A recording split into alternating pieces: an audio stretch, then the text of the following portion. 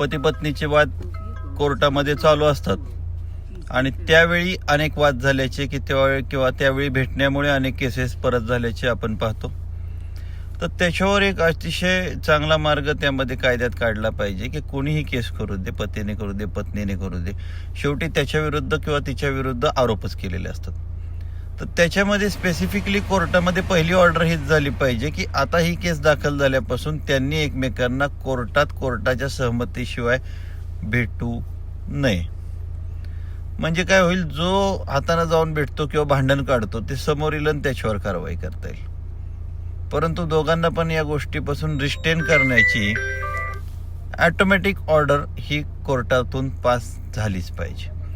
अन्यथा एक केस होऊन नंतर सुद्धा अनेक केसेस होताना आपण दिसतोय आणि त्यावेळेला बहुतांश वेळा पती तिथं अडचणीत सापडताना पण आपण पाहतो. त्यामुळे